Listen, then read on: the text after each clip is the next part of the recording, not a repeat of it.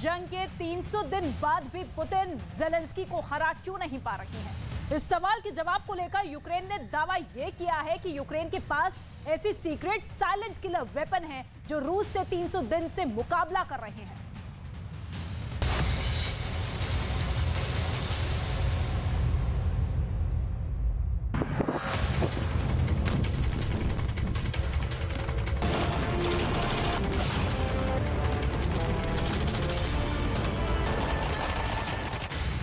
रूस यूक्रेन जंग के 300 दिन बाद ज़ेलेंस्की कैसे दावा कर रहे हैं कि पुतिन के रूस का अंत करीब है?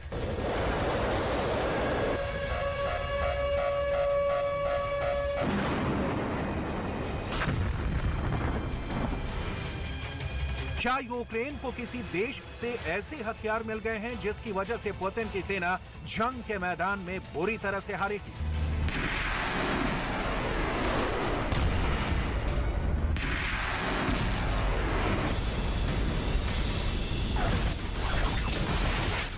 आखिर क्या है यूक्रेन की सेना का ऑपरेशन पॉइंट ब्लैंक, जिसे लेकर राष्ट्रपति पुतिन टॉप जनरलों के साथ बंकर में मीटिंग कर रहे हैं?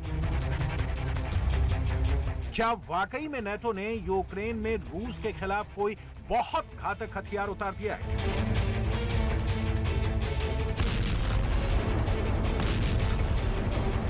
आखिर ऐसी क्या वजह है कि अमेरिका से पैट्रियट मिसाइल सिस्टम अभी तक यूक्रेन नहीं पहुंचा है? क्या उससे पहले यूक्रेन में कोई घातक हथियार पहुंच चुका है?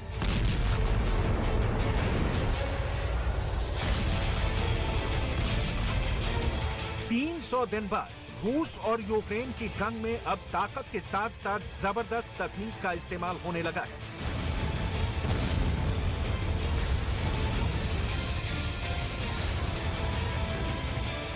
इस वक्त 10 करोड़ की मिसाइल को 10,000 वाले ड्रोन से मारा जा रहा है और ये सब कुछ जंग के मैदान में बेहद सीक्रेट तरीके से हो रहा है।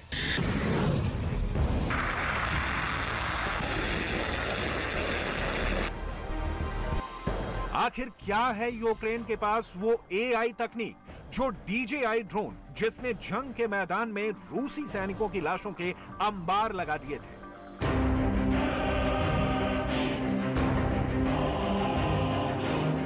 अब तक रूस और यूक्रेन की जंग के बीच किसका पलड़ा भारी है, ये जान लीजिए।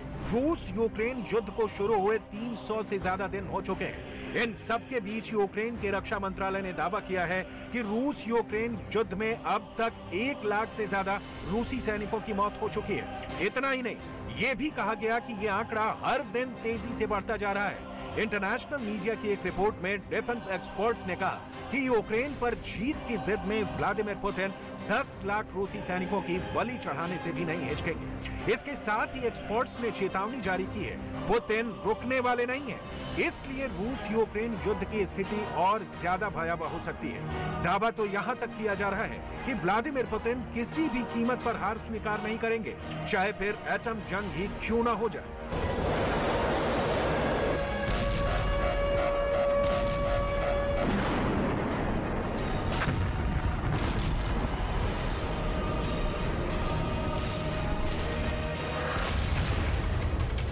अब सवाल उठता है कि बेतहाशा फौजी ताकत, टैंक, तोप और मिसाइलों के बावजूद रूस 300 दिन बाद भी जीत क्यों नहीं पा रहा है? इस सवाल का जवाब भी मिलने लगा है। अब यूक्रेन के सीक्रेट वेपन और जंग के तौर तरीकों का पता चला है। कुछ रिपोर्ट्स में दावा किया जा रहा है कि यूक्रेन ने बेहद होशियारी से शातिर, शांत और खौफनाक हथियारों का इस्तेमाल जंग में किया है, जो उसे अमेरिका और चीन की कंपनियों से मिल गए।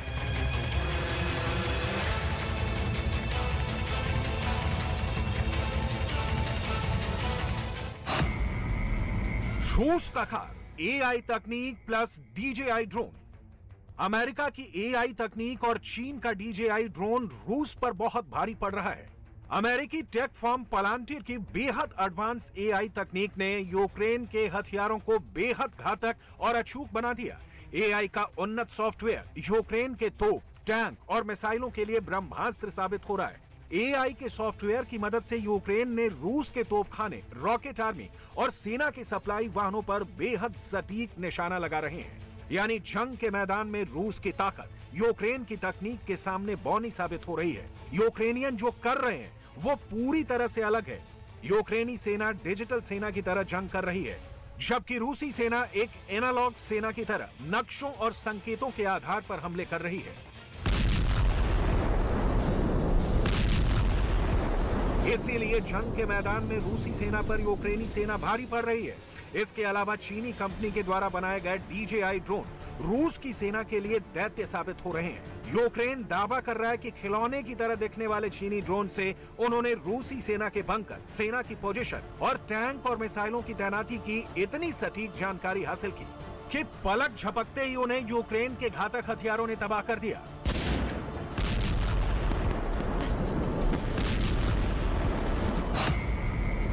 रूस का खाद, AI तकनीक प्लस DJI ड्रोन। यूक्रेन ने 1 किलोग्राम से कम वजन वाले चीनी ड्रोन माविक को बहुत बड़ी तादाद में जंग में उतार दिया है।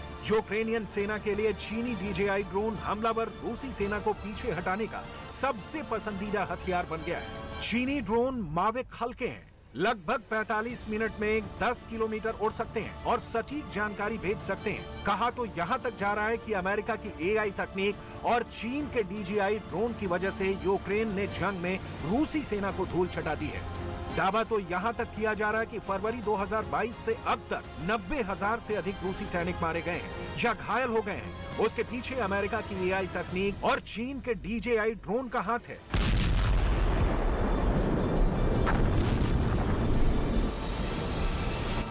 यूक्रेन के डिफेंस एक्सपर्ट साफ मानते हैं कि रूस के पास बेशुमार सैन्य ताकत है, लेकिन तकनीक इस्तेमाल करने में रूसी सैनिक यूक्रेनी सैनिकों की तुलना में बेहद अनाड़ी है और इसीलिए जंग में रूसी सेना बहुत बड़ी संख्या में मारी जा रही है और इसी को लेकर पुतिन बौखलाए हुए हैं। यही वजह है कि पुतिन ने क्रिसमस और नए साल के मौके पर भी जंग नहीं रोकने का फैसला किया है।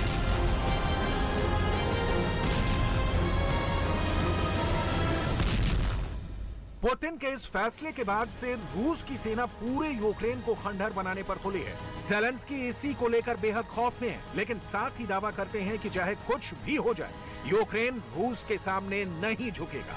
ज़ेलेंस्की ने तो पुतिन को क्रिसमस के मौके पर शैतान तक कह डाला है और दावा किया है कि रूस के किंजल मिसाइल, घातक ड्रोन हमारा कुछ नहीं बिगाड़ पाएंगे। Де б ми не були, ми будемо сьогодні разом. І разом подивимось у вечірнє небо. І разом згадаємо ранок 24 лютого. Згадаємо, скільки пройшли. Згадаємо Азовсталь, Ірпінь, Бучу, Краматорськ, Зміїний, Чорнобаївку, Ізюм, Херсон. Ми згадаємо бажання одне на всіх і відчуємо радість. Одну на всіх і зрозуміємо істину. Одну на всіх. Про те, що жодні дрони камікадзе.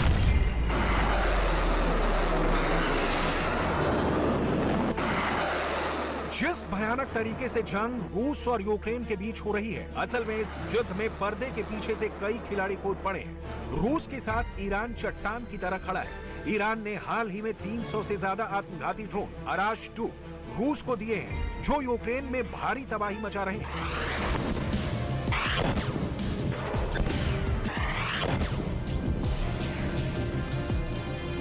ईरान के अराश 2 की मारक क्षमता 2000 किलोमीटर तक है, जो रूस के लिए मास्टर स्ट्रोक साबित हो रहा है। तो वहीं यूक्रेन के पास नेटो और पश्चिमी देशों के ऐसे घातक हथियार हैं जो तकनीक और तबाही के मामले में बेहद शानदार प्रदर्शन कर रहे हैं। और यही वजह है कि यूक्रेन बार बार दावा कर रहा है कि हमने रूस की ताकत को तकनीक से हराया है।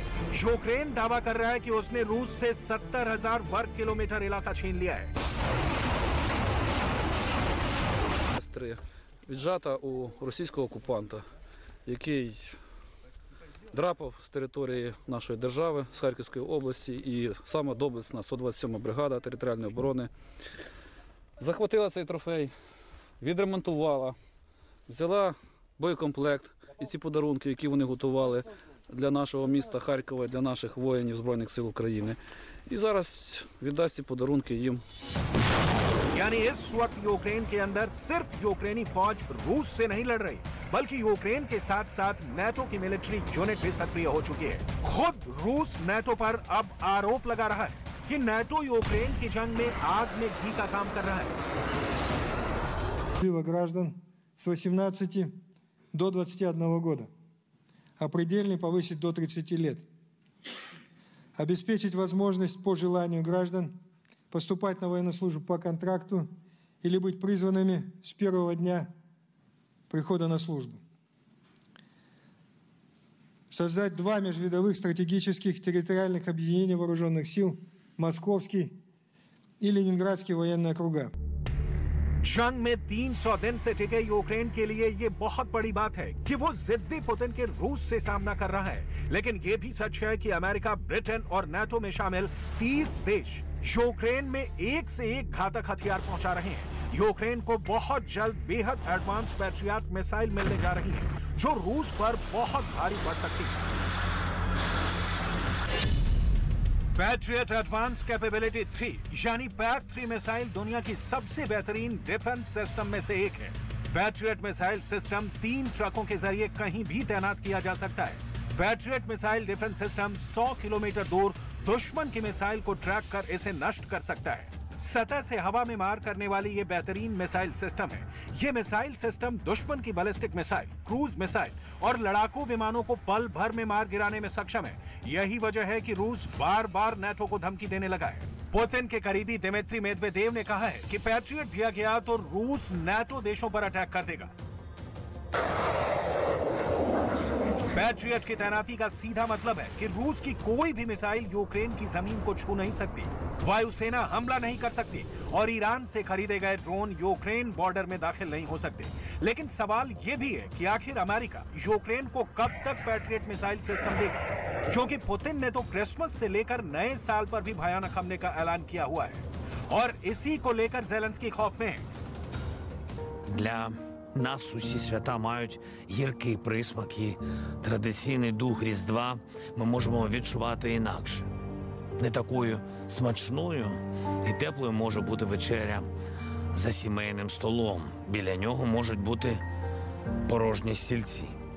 І не такими яскравими можуть бути наші оселі та вулиці. І не так гучно і надихаюче можуть лунати різдвяні дзвоники через сирени повітряної тривоги або ще гірше постріли.